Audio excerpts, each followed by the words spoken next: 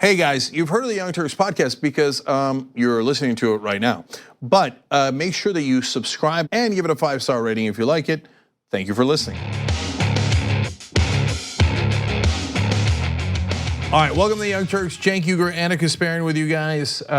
Exciting day, fascinating day.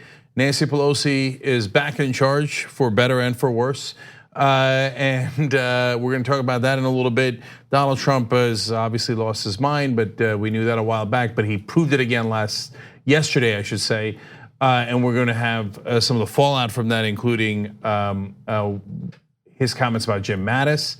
And that's a little bit later in the program. And Anna, I said it yesterday on air, but let me say in person, congrats on winning the host challenge and winning it convincingly with. You had a big, you closed a big lead though, right? Remember when you closed a big lead? And look at her rubbing it in. Look at her rubbing it in. Okay, I've been trying. Act like you've been there before. So I've been meaning to say thank you to everyone. Today's been a crazy day. It's been nonstop. The news cycle's out of control and super intense. But seriously, I just want to thank everyone who signed up for membership, period. Even if you didn't do it under my name, you're helping the company out tremendously. But for those of you who did sign up under my name, I love you. Okay, all right. So the other guys, I like you. The ones. No, I love all of you. It's just, for those who helped me win, you gave me the opportunity to do what I'm doing right now, which is make Cenk a little miserable. All right, I hear you. Anyway, we're all united again. tyt.com/join to become a member. We have fascinating developments throughout today, and including probably some live developments during the show. And then Rebel Headquarters, of course, and then the post game. And the post game, that's just for members. I want to talk about the New York Times article against Bernie Sanders. Again, so that was the one that came out yesterday, not the New York Times hit piece on him from a couple of days ago. So we'll discuss that and break it down. This one is not as much of a hit piece. It's very negative, but it's more of a mixed bag on how true it is. But I want to talk about the framing too. So tyt.com/join and become a member. We're almost at 43,000. It'd be great to get there today. But let's get started with the news. All right. The 116th Congress was sworn in today, meaning that Democrats control the House of Representatives, and starting on day one, they have begun their investigations. At least they have begun by outlining exactly what they plan on investigating. Now, Representative Nancy Pelosi, who has just been confirmed as the new Speaker of the House, says that Trump will be investigated on a number of fronts. In fact, she was quoted as saying that he was used to serving with a Republican Congress, House, and Senate that was a rubber stamp to him. That won't be the case. Oversight of government by the Congress is our responsibility. That's the role we play. So among what they plan on investigating, they want to look into Trump's immigration policies, specifically the number of children who have died in Border Patrol custody. They also want to look into the zero tolerance policy, and they want to get a specific status report on all the children who were separated from their families. They also want to look into Donald Trump's conflicts of interest, so his business ties and how they play a role in the decisions that he makes, and also some of his decisions to hold meetings in his properties, which means that money is being funneled to him through these meetings. Also, they want to look into his tax returns. So Trump has refused to release his tax returns. Democrats in the House say that they're going to push for him to release his tax returns, and also security clearances for people like Flynn and Jared Kushner. So that's just a quick outline, but that's just the tip of the iceberg. So Representative Nadler, Jerry Nadler, was on CBS's This Morning, and he spoke about what he plans on doing. Let's take a look. For the last 2 years, the president has had no oversight and no accountability from Congress. The Republican Congress was completely derelict in its responsibility to provide oversight. We are going to provide that oversight. We're going to use the subpoena power if we have to. We will call in Mr. Whitaker, for instance. We'll have to protect the Mueller investigation and pass that legislation. We'll call in Mr. Whitaker, who's agreed to come in, although he can't seem to find a date. And we'll subpoena him if necessary, and we'll ask questions about. Is that job one for you when you take over the committee? Well, it's one of two jobs. First job is to pass H.R. 1, which is the democratization bill to guarantee free elections, deal with gerrymandering, deal with campaign finance, so people can't buy elections, so people feel that the elections are proper and that they control them, not plutocrats. We got to go, Congressman. But thank you, Jerry Nadler. Thanks so much for being with us this morning. All right, you're talking about money in politics. We gotta go. I mean, they might have run out of time, to be fair to them, but that was such an abrupt ending. So I like the fact that Representative Nadler also mentioned that they want to get money out of politics. That is an important order of business, and it seems like he is focused on that. But they're also planning on focusing on, Trump and some of his actions in his first 2 years as president. Yeah. So I believe that they actually ran out of time, but it was a funny moment where they're like, somebody mentioned money in politics, red alert, get off the air immediately. Okay, you guys might want to look into that in the mainstream media. It turns out it might be a little bit influential. So I like that HR 1 is their top priority because it's to clean up elections, and that's wonderful. That's our top issue because it's the issue that affects all others. Am I satisfied that HR 1 is good enough? Not remotely. But that's standard Democratic Party leadership stuff. They actually, I think the right answer, of course, is an amendment. This is dinking and dunking. I'll take it. I'm not opposed to small progress. I would just like big progress as well, and I'd like to fight for that. And of course, they're not going to do that. And in fact, the Democratic leadership, including Nancy Pelosi, are the ones who fight against an amendment the hardest. I know that because I founded Wolfpack, and Wolfpack fights to get an amendment and goes state by state to do it. And Democratic leadership often calls in at the state level and says, do not let them do a resolution for a convention that would propose an amendment. So it's not just that they're for a little change. They are actually, as they are in the PAYGO situation, they are actively opposed to big change that progressives are in favor of. So the two main things that House Democrats want to accomplish shows you just how much of a mixed bag establishment Democrats are. Because on one hand, while they wouldn't support a constitutional amendment to get money out of politics, it is important to elect them over Republicans because these investigations are important. I would want the same investigations if it were, let's say, Barack Obama, who was riddled with conflicts of interest, who was using the office or his position of power to enrich himself financially, right? And so I'm glad that Democrats are looking at that, but at the same time, of course, they have some significant flaws as well. Yeah, I mean, look, I think we walked the walk 1,000 different times, and if you watch the show regularly, you know that. And we thought the Clinton Foundation had significant issues. It was the Saudis were not donating to the Clinton Foundation because they were in a charitable mood. Now they, unlike the Trump Foundation, actually did use it for charity. So it was infinitely better than Trump as usual, but that's a very low bar. And so, in this case, I like HR 1, and I like it infinitely better than what the Republicans have done, which is steep themselves knee deep, neck deep in corruption. But I can't stand that the Democratic Party is fighting against an amendment overall. And so that's just the reality of it. Now in terms of the conflicts of interest, there's so many that it even overwhelmed me. I had missed this one until today, so sorry about that. It turns out that the Trump might have ordered the FBI not to relocate as it was planning to do. Why? Because it turns out the FBI headquarters is across the street from his hotel. It's a nice tourist draw. Jesus Christ, should you investigate that?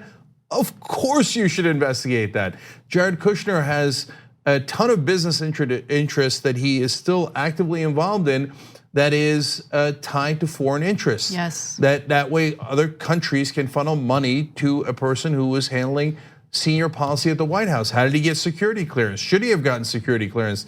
Obviously, Michael Flynn should not have gotten security clearance, and he was a national security advisor. And he has now pled guilty to the things that caused him to have issues in the first place, why he shouldn't have gotten clearance. And so these are very legitimate investigations.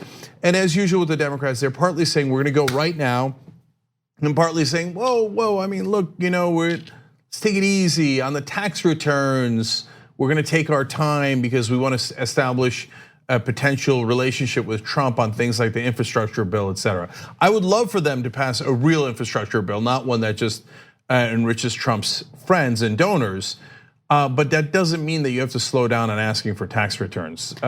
Being nice to Trump is not necessarily a winning strategy. No, definitely not. In fact, it would be stupid for them to go out of their way to be nice with Trump, to try to negotiate with Trump. I think maybe in some cases negotiating could make sense, but he's not willing to move an inch for you, even if it's to the benefit of countless Americans. So why would you go out of your way to be nice to him? Now, Representative Elijah Cummings is not interested in being nice to Trump. In fact, he is the new chairman for the House Oversight and Reform Committee, and he's planning to immediately send out document requests and subpoenas to get to the bottom of the family separation policy, including documentation on every child who was separated from their parents at the border and where they are now. Some of those kids still haven't been reunited with their parents because their parents were deported after the children were taken away from them. So they're still in US custody. The United States did not keep track of where the parents went. And so it's a complete and utter disaster. And luckily we have some lawmakers who want to get to the bottom of it. They haven't let go of that story. They want to figure out what's going on. Elijah Cummings also says, I want to probe senior administration officials across the government who have abused their positions of power and wasted taxpayer money, as well as President Trump's decisions to act in his own financial self-interest rather than the best interests of the American people.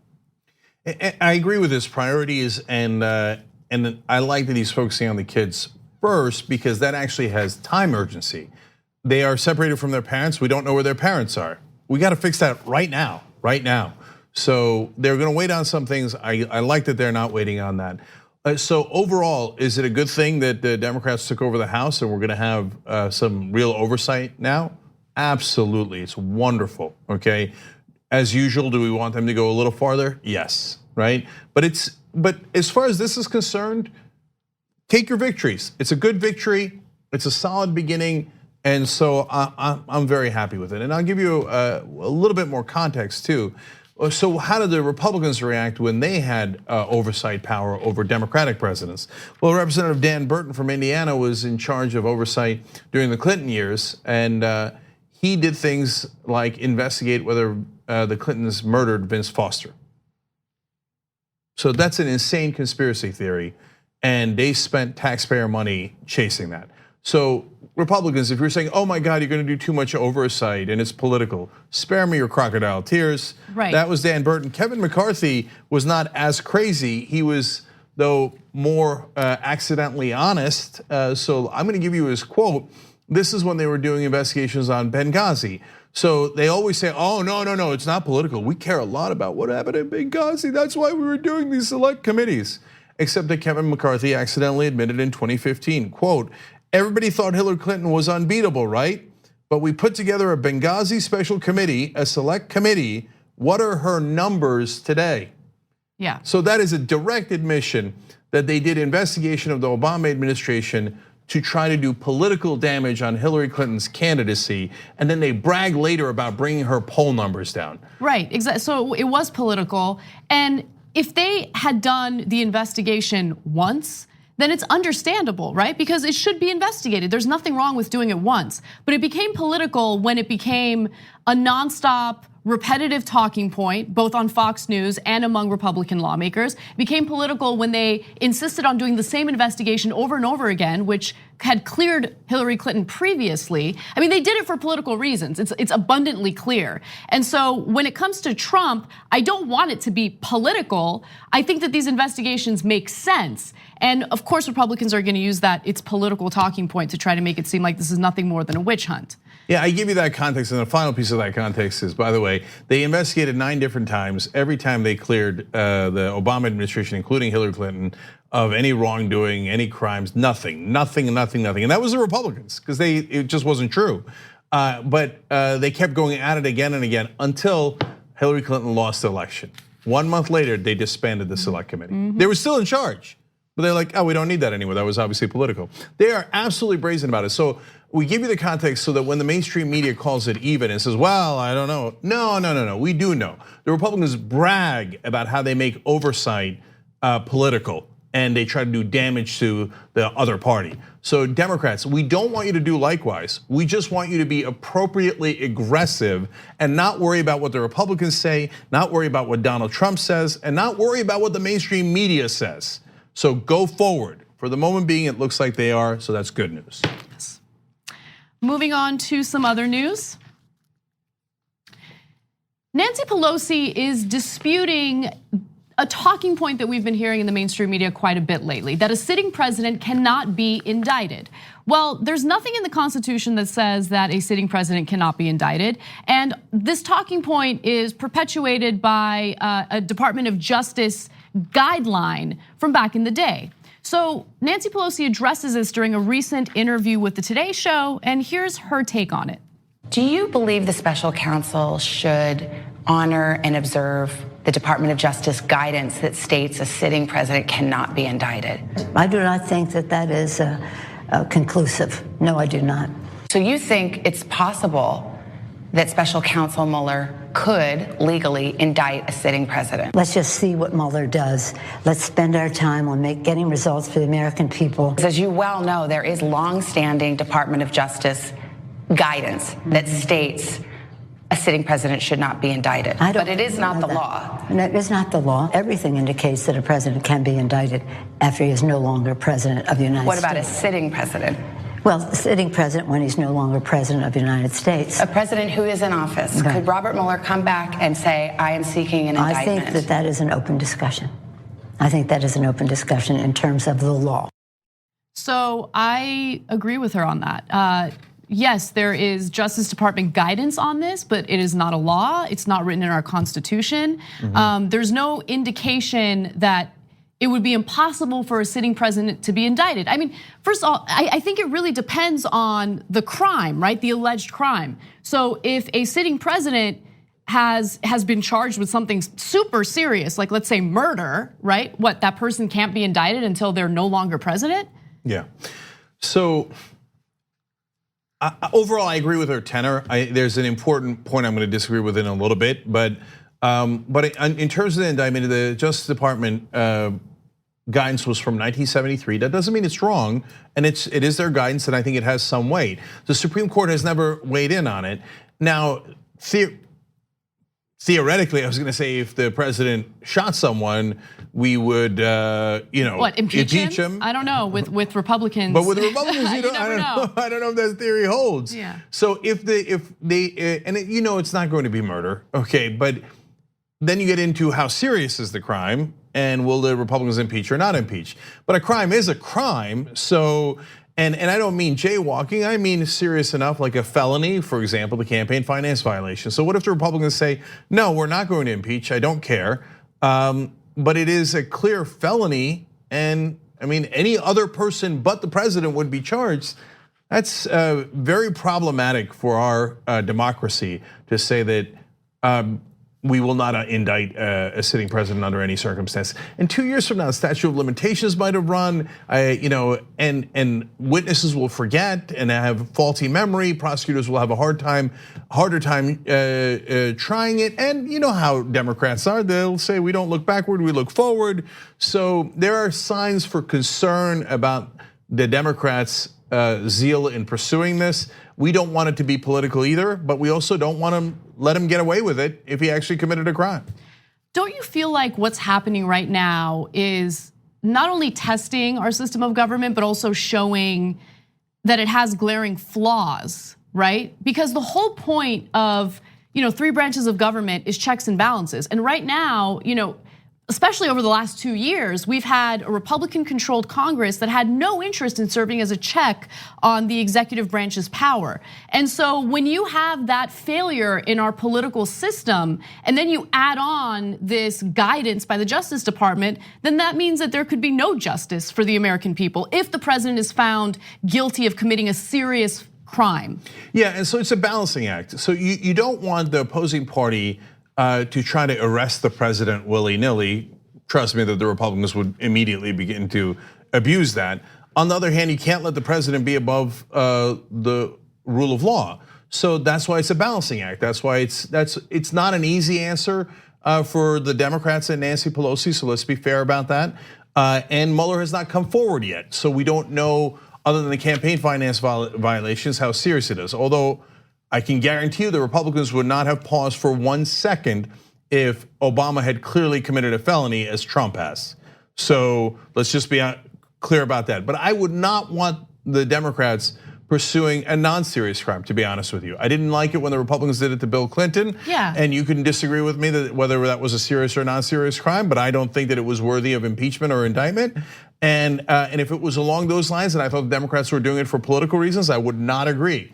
In this case, we already have one serious crime on the board and likely far more coming up, which then leads us to the impeachment discussion. Right, so now that we know what Nancy Pelosi believes in regard to a sitting president possibly getting indicted, what does she think about Trump getting impeached? And this is a nuanced answer. I'll give you some more details after you watch the clip.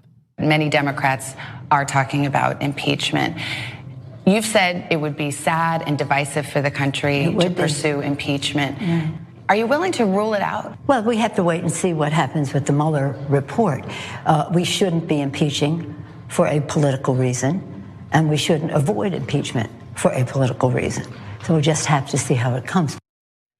Yeah, I actually think that's a nearly perfect answer. Yeah, she's gonna muck it up a little bit here in one other thing that she said, but first I want to give her credit. I think that's exactly right. Do not impeach for a political reason, but do not stop impeachment for a political reason either. And before the elections, Democrats for political reasons were very worried about bringing up impeachment because they thought that might hurt their chances in the election. Now, the Mueller report hadn't come out yet, so it's okay, as they got lucky in that sense.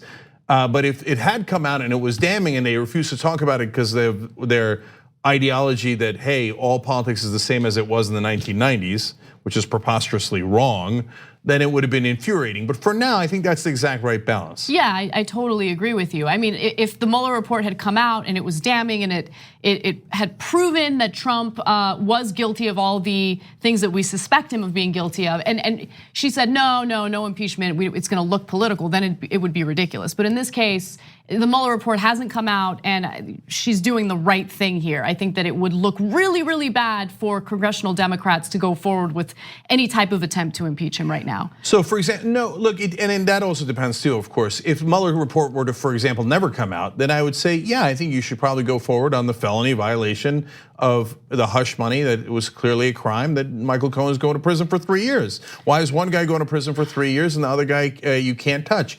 But it doesn't matter because Mueller report is going to come out, and I think it is correct to wait for it so you have all the information before you make decisions, so it doesn't seem preemptive. It seems justified if that's the direction they're going to go. Right, but so look, for Democrats, remember, we're thinking about this from a justice standpoint. Politicians are not going to think about it from a justice standpoint. I'm sure that that's a factor that they consider, but what they consider more than anything is how is this going to look? And for most Americans, unfortunately, they don't care about those campaign contributions. Even some Democrats that write into the show think, well, is there really any proof that this was a campaign finance violation? They just, even if they're wrong, they don't buy into it. So it would look political if Democrats went after Trump over that and that only. Yeah, I'm not sure I agree with that, but that's okay. It's a fair disagreement to have, and the Mueller report's gonna come out. So last thing on Pelosi, she told USA Today that she does not intend to seek grounds for impeachment unless it's, quote, clearly bipartisan. No, that I don't agree with at all. If the Mueller report comes out and there's really serious crimes in there, but the Republicans go, yeah, whatever, but Trump will have mean tweets about me and I'll get primaried, so I don't care. That is an incredibly high likelihood. It could be so devastating that the Republicans go, oh, okay, you guys are right, okay, but that's less likely. And so if we're gonna need Republican permission to pursue impeachment, if it is warranted, why did we put the Democrats in charge? I know, it just further proves that Democrats can be very weak, and it's sad. Yeah, she almost had it and we would have been happy to give her credit today, and on a historic day where she's now Speaker of the House again. Only two other people have been non-consecutive Speaker of the House twice, including Congressman Rayburn and Henry Clay. She's the first female Speaker of the House. She was back in 2007. Here she is again. And I think that her comments on impeachment were just right until she had to say, well, I'm gonna wait till it's clearly bipartisan. And unfortunately, that gets to our frustrations with Nancy Pelosi and the Democratic leadership. Same thing on PAYGO. They want permission from Republicans. We didn't elect Republicans. It was a tidal wave. 40 to 41 seats they picked up. That is one of the largest pickups in United States history. So when you have a wave like that, you're not supposed to go ask the other party for permission. Right. We got to take a break. When we come back, we are going to give you an update on the government shutdown. And I'm starting to think Lindsey Graham is actually trying to sabotage Trump. Yeah, I don't think so. Okay, but it's an interesting conversation. Yeah. Come right back for it. We need to talk about a relatively new show called the Republic, or UNFTR. As a Young Turks fan, you already know that the government, the media, and corporations are constantly peddling lies that serve the interests of the rich and powerful. But now there's a podcast dedicated to unraveling those lies, debunking the conventional wisdom. In each episode of the Republic, or UNFTR, the host delves into a different historical episode or topic that's generally misunderstood or purposely obfuscated by the so-called powers that be, featuring in-depth research, razor-sharp commentary, and just the right amount of vulgarity. The UNFTR podcast takes a sledgehammer to what you thought you knew about some of the nation's most sacred historical cows. But don't just take my word for it. The New York Times described UNFTR as consistently compelling and educational, aiming to challenge conventional wisdom and upend the historical narratives that were taught in school. For as the great philosopher Yoda once put it, you must unlearn what you have learned. And that's true whether you're in Jedi training or you're uprooting and exposing all the propaganda and disinformation you've been fed over the course of your lifetime. So search for UNFTR in your podcast app today and get ready to get informed, angered, and entertained all at the same time.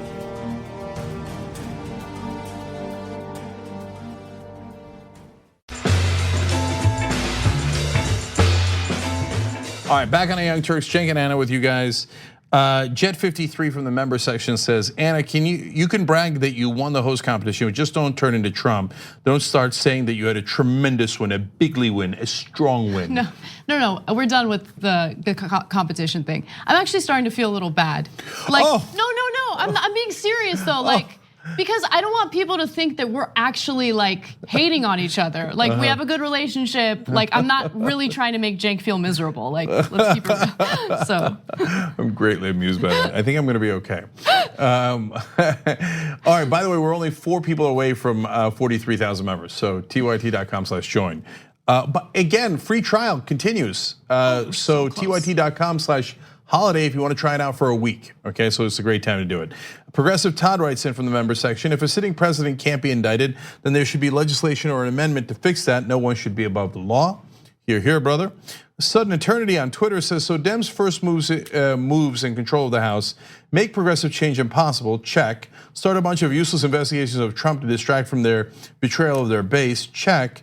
Go Justice Dems. First of all, hold for the vote and let's see how people vote, okay, on PAYGO. And second of all, we can do both. I don't think that it's like, hey, you're doing Trump investigations, that's it, you can't do any policy. Now, they don't want to do the policy, that's what we're gonna hold them to account for. And so, on the other hand, if you said to me, hey, you can do Medicare for all, but in return you have to let Donald Trump get away with crimes, I would say, why? Why do I have to let him get away with crimes? I can do both. Okay, politicians barely work. Trust me that they have plenty of time to do both. Okay, Mathemagician Me says, welcome to today's S Show, a new era where Democrats will produce for the donors by screwing little people instead of Republicans. At least we have Cenk and Anna to cover it. Well, thank you, we appreciate that. And last one is from YouTube Super Chat. Mishmonster says, today I was listening to NPR. They claimed Bernie Sanders was too far left to win Midwest voters. Infuriating. Also, by the way, let me just pause to say, non-factual. He did great in the Midwest in the primaries. So just not remotely true. Again, NPR bias against Bernie Sanders for the billionth time in a row. We will talk about New York Times bias in the postgame for the members, tyt.com/join. I would love to listen to that. So if you can tweet us again and tell me which show on NPR, just for my own information. Sure. Anna has a pro NPR bias. Okay, no, but I want to know. I want to know because I could be wrong. So please send that to us. And then Mish Monster says one last thing. Also, longtime fans, shout out to you being solid trans supporters. I'm a trans woman in Florida. Thank you. We appreciate that. Much love to you. And we're here to protect everybody to the best of our abilities. Okay, we fight for you guys. So, all right, let's go on to the next story. Okay. We are on the 13th day of a partial government shutdown. Of course, this is all over funding for the border wall, $5 billion that Trump is demanding. And Democrats so far have refused to give him that funding. Now, Democrats have proposed other measures, and it appears that Trump is unlikely to sign them, but right now Democrats plan to vote through spending measures that would fund agencies like the Interior Department through at least the end of September. The package of bills allots $1.3 billion for border fencing, but nothing for Trump's supposed wall, right? I have a surprising prediction on this in a minute. Okay, so before we get to Cenk's prediction, Lindsey Graham, Senator Lindsey Graham, wants Trump to continue doing what he's doing, even though there have already been some pretty severe ramifications in regard to this government shutdown. So here he is on Sean Hannity's show, urging Trump to keep doing what he's doing. If he gives in now, that's the end of 2019 in terms of him being an effective president. That's probably the end of his presidency. Donald Trump has made a promise to the American people. He's going to secure our border. Every Democrat in the past has voted for border funding. Now they're changing their mind. So he apparently thinks it's a good idea. He thinks this is good advice for Trump to continue this government shutdown until Democrats finally concede and give him the $5 billion he's demanding for the border wall. And Lindsey Graham also says, hey, we have a really good deal for Democrats. We can offer workers' visas for DACA recipients, and they don't have to worry about getting deported for 3 years. What's so bad about that? No, but Democrats have not bought into that, and I'm glad that they haven't. But Cenk, you have a prediction on this. Yeah, first, real quick on Graham. Why is he doing this? He doesn't care that much about immigration. That's not his main issue. His main issue is starting wars or maintaining wars. And so they're all like NASCAR drivers, and his biggest sponsor is the defense contractor. So the reason he's doing this is to earn credit with Donald Trump. Oh, Mr. President, you were so right about that. Well, you need to stick strong, and we're all behind you. And he talked against Mitt Romney. He said, oh, people like Mitt Romney should understand that they need to fund the border wall. And Mr. Trump is so right on that. Then he turns around in a meeting that he had a couple of days ago and says to Trump, now remember, you should stay in Syria and Afghanistan, right? Right. So there's a quid pro quo going on here. I'll back you on the wall, and you back me on further wars. So that's a possibility, and probably the likely possibility. The other possibility, though, is that he wants Trump out. And right now, the majority of Americans are blaming Trump for this government shutdown, and they're angry about it. And so I would argue that there's a possibility, even though it's a small one, that Trump is being sabotaged by Senator Graham. No, he's purposely giving him bad advice. That would require politicians to be savvy and smart and strategic. And I've yet to see one playing chess, let alone three-dimensional chess, as they claim in Washington. No, they're generally simpletons, as I think Lindsey Graham is here. I think the quid pro quo is much simpler. And by the way, Mitt Romney, for all of his tough talk from yesterday, says, oh, no, I'm for funding the border wall. Yeah, that's what we thought, okay? Anyways, now the surprising prediction. Now, the Democrats have Donald Trump exactly where they want him. He's reeling. The shutdowns lasted for a long time here. The Democrats have the House. They get to pass a bill to reopen the government in a way that is popular with the American people. There is no reason at all why they should give an inch to Donald Trump. I believe that they will soon give a surprising concession to Donald Trump that allows him to save face so that they could reopen the government. Why? Because their donors are going to start panicking about the markets. The markets are going down, and the Democrats work for their donors. They will soon be getting calls saying, enough, the market's gone down too much. You gotta go make a deal, go in there, Who cares? 2.5 million, 1.3 billion for the wall. Make some sort of compromise and let's be done with this. Now, we're gonna get to find out if I'm right because I tell you ahead of time. You know, that's an interesting prediction, and you could be right. But one of the reasons why, let's say, the stock market just experienced another dip is because of the trade war. So these donors are blaming Trump and the trade war at this current moment. That's what they're blaming the dip in the stock markets on. No, that's true. But at the same time, if the government were to reopen, it would at least give a temporary bump up to the markets. And at some point, people are going to get jittery. And so they're gonna call the people that they gave a lot of money to on the Democratic side and go, let's go, let's go, let's go. We gotta have this thing headed back in the right direction. They are not interested in losing money. And they are not interested in the markets crashing, even if it's Trump's fault. I know, but when it comes to destroying the markets, Trump has a multi-pronged approach, right? This government shutdown is just one part of that approach. But I mean, Republicans are just as guilty, if not more guilty, of these giant campaign donations from corporations. And no, they're way more guilty. But that doesn't absolve the Democrats. My point here is simply that the Democrats will give a surprising concession when they don't need to at all. And I'm telling you ahead of time why they're doing it. And they will pretend that it was, oh, well, you know, the government workers, they've been out for so long and we feel sorry for them and they're really important and this just has gone on too long. No, I'm telling you ahead of time, it's because their donors will call them and say, wrap it up. Now, if I shouldn't be right. This is a clear win for the Democrats, and so far they're holding strong. So maybe I won't be right. Maybe it'll go another week, 2 weeks, and Trump will concede. We'll find out. We'll find out. Well, Joe Scarborough, who's a Republican, does not want Democrats to concede. In fact, he spoke about that recently on Morning Joe. Here's what he had to say. 70% of Americans oppose his wall shutdown strategy. So when it comes to pure numbers, when it comes to pure data, the Trump shutdown is a political bust, and the Republicans know that. The Democrats have a proposal on the table that would get the government open today and get immigration judges back in their courts and get immigration services like E-Verify that ensure that there are legal people who are getting hired by businesses, would get those E-Verify services back online today and make our country safer for legal immigrants, safer for Americans. This is, again, a plan that Republicans in the Senate have supported. But you've got a President, Mika, who wants his phony wall on the Mexican border so badly that he has frozen the possibility of any meaningful negotiations taking place. No one wants it. Yeah, while the government stays shut down. And then he addresses Democrats specifically, and here is his plea to them.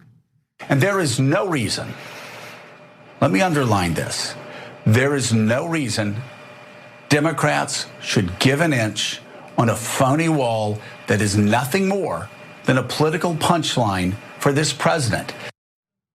Yeah. Well, I just laid out the reasons, so we'll find out if they're on the level or not. But yes, any rational discussion of the politics of the situation would tell you that the Democrats should hold steady and that the Republicans will put pressure on Donald Trump because 70% of the country is against them. That's a terrible situation to be in. And the longer this goes on, the more they'll be blamed for it. Well, let's see what happens. I really hope they don't concede. I really want to win my bet. Yeah. 2 for 2.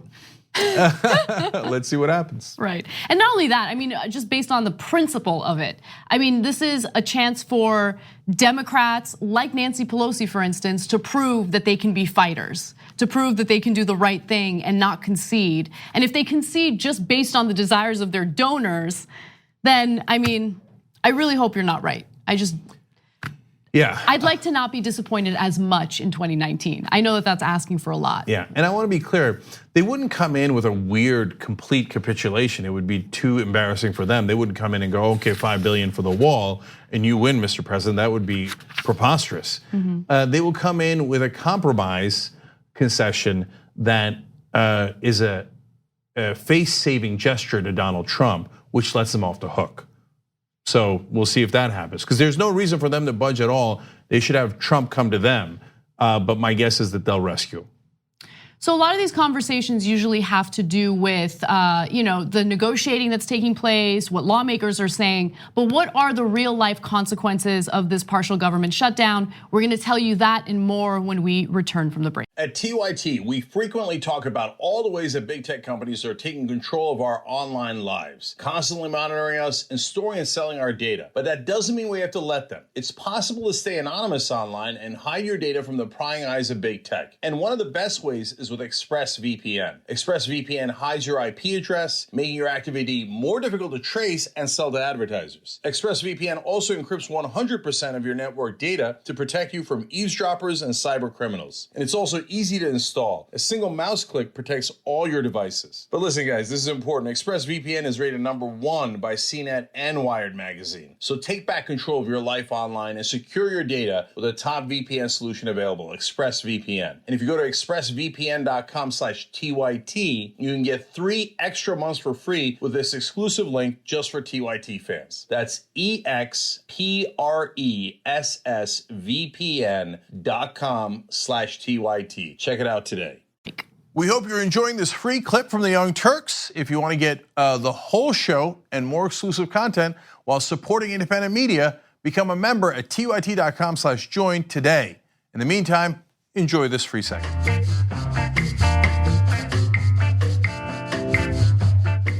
All right, back on the Young Turks. Let me go in reverse order here. I'll go to YouTube Super Chat first. Florida Fly Fishing says, can you imagine what we could get done when a progressive president gets elected and fights like this for us and has public opinion on his or her side? Let us whisper of a dream. We whisper of a dream so much, we have a room in the studio called the Whisper Room.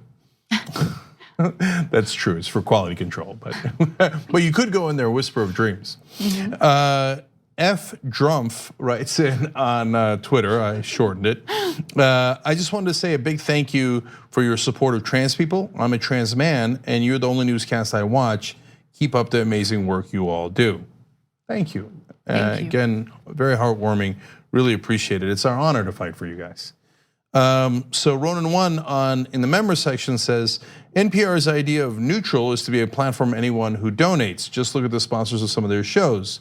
Their niche is to cover up centrist and libertarian talking points in a veneer of liberalism from their left of center for their left of center viewers.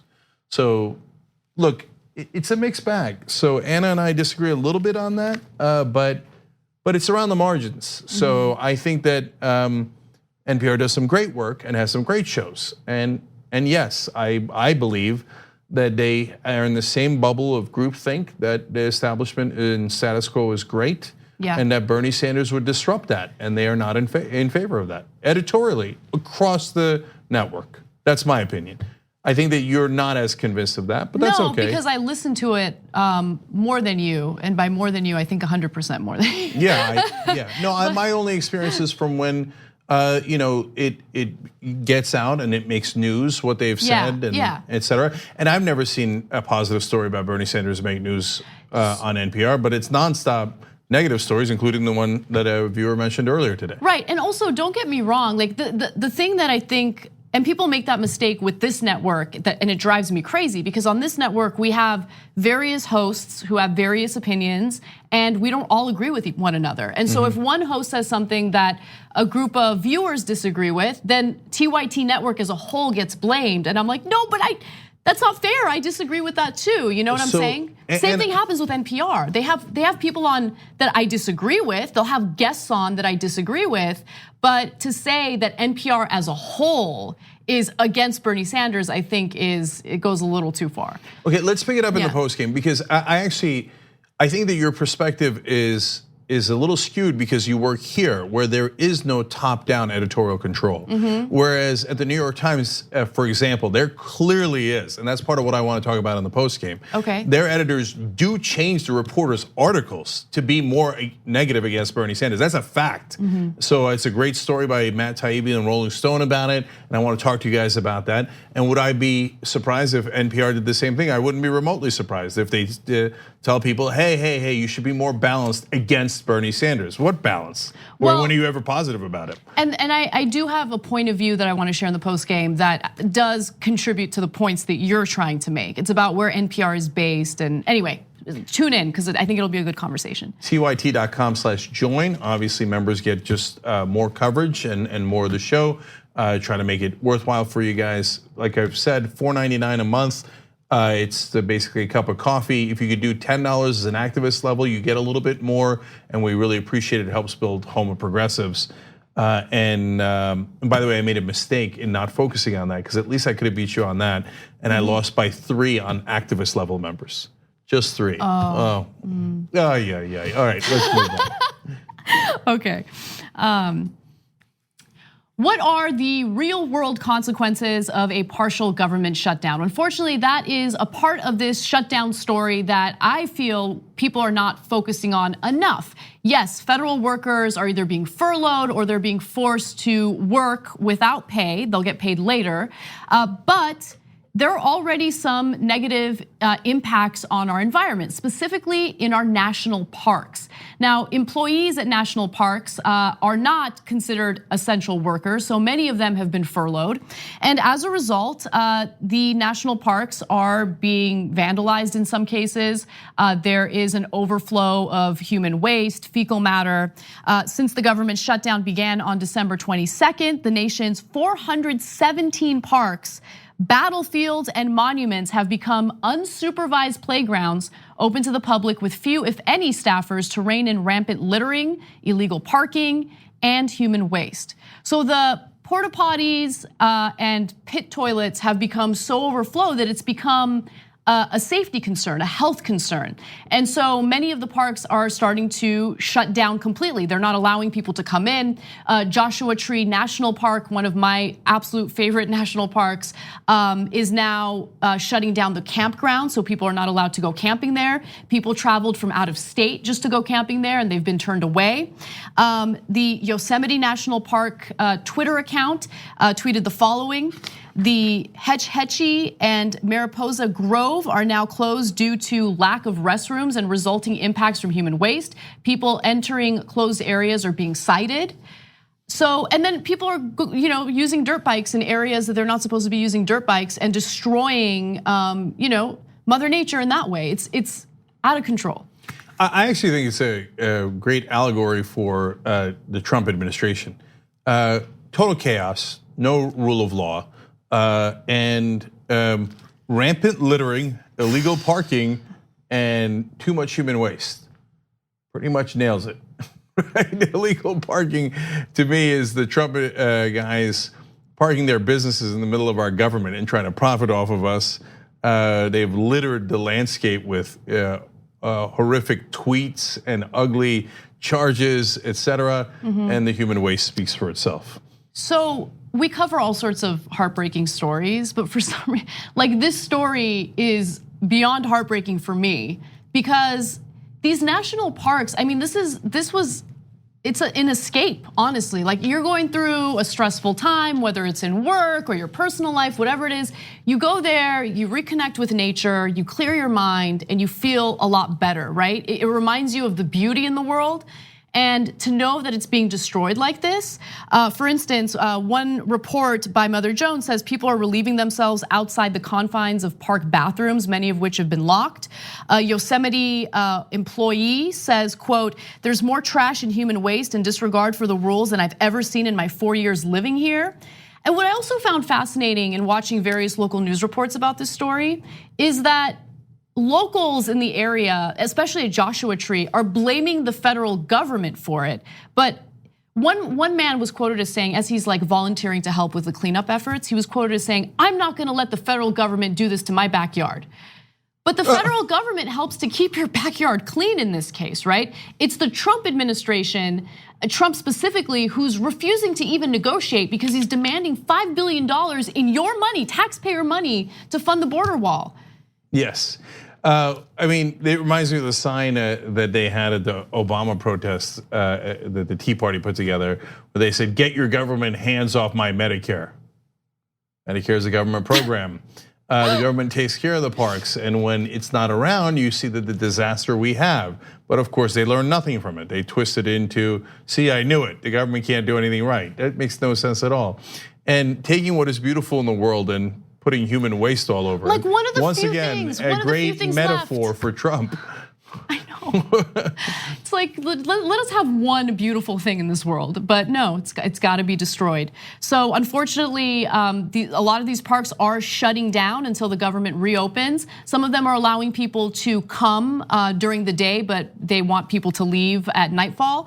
So Joshua Tree is allowing people to come in, but you're not allowed to camp there for the foreseeable future. So this is the real consequence, not only on the federal workers, but also to our environment, to our national parks, something that I personally value a lot. And it's something that I wish we had a mature president to consider, but he won't. So last thing is a volunteer at Joshua Park said, once those porta potties fill up, there's no amount of cleaning that will save them. At that point, I think I'm gonna have to tap out. Yeah. Yeah, I wish we could tap out of this administration. Me too. Let's take a break, but when we come back, possibly my favorite whiny monologue from Tucker Carlson. He tackles the issue of women who work. Thanks for listening to the full episode of The Young Turks. Support our work, listen ad-free, access members-only bonus content, and more by subscribing to Apple Podcasts at apple.co/TYT. I'm your host, Cenk Uygur, and I'll see you soon.